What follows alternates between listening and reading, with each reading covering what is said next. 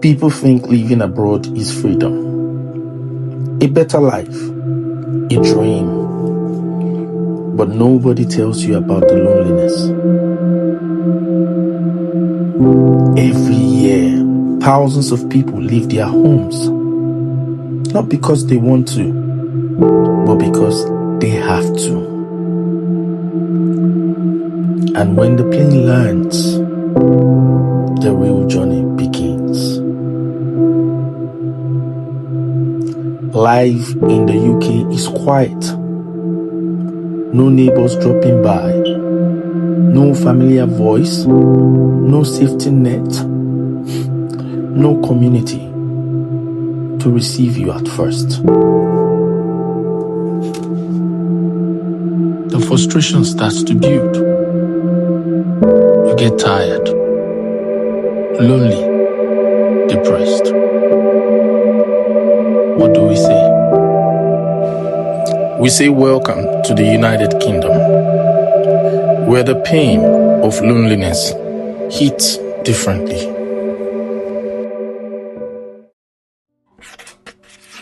The UK's lifestyle is subtly fast. So, for many, the loneliness is not just emotional, it's about survival. We spoke to a young lady who is a migrant from Nigeria. When I actually came into the UK, I was coming from a broken relationship, obviously, and I'm going to abroad now, so I felt like it was like an escape for me. I won't even be bothered about it. After all, I'm going to a better place. That was what I thought, but guess what? It was difficult. It was difficult because it was really lonely here. There is nobody to talk to. Yeah, I know I had someone who accommodated me, but we don't really spend time in the house. She has to go to work. I'm home by myself most of the time. Still quarantining. I don't have a job. I have to sit at home from morning to night. Most times, these migrants come alone, only with hope that everything will be fine. Yeah, it was during COVID period, and obviously there was no lot of job out there. I had school fees to pay. I was a student.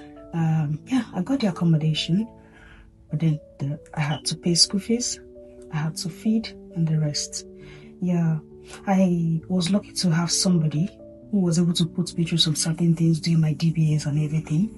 But then the job passed. It took me time to get job. Meanwhile, I had to pay school fees. I had lots of money to pay. I didn't know how to go about it. Yes, in the UK, the bills don't stop coming. You are bedeviled with them. Sometimes, a mail from your school, from the UKVI, a wrong decision or a right decision could be the difference between a good and a bad day. You suddenly realize that you are alone in a new space, in a new country where you have to fight and fight for yourself. So what I would describe as the most lonely and difficult period for me in the UK was when I was asked to leave the country due to plagiarism issues in school. There were lots of advice, but no help. Yeah, so many advice, but there was no help. I would cry and cry day and night. I would scream, and even in tears, you're still lonely.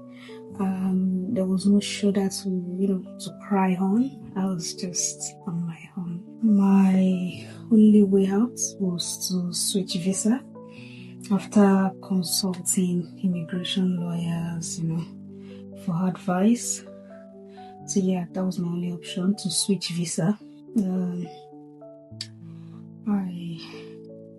But still there was no help. I just kept on asking questions, calling people, no help was forthcoming. You know, I cry during the day, cry at night, but you still need to pick yourself up to work because you need money anyway, and also to make sure that you get a job that offers sponsorship. Yeah. Sometimes we come back lowly and dejected, tired, frustration. Yes, tired. In the midst of this tiredness, a glint of light or hope down in the soul. Somewhere we forge our strength. Somewhere the ideas begin to come together. Pain forges us here.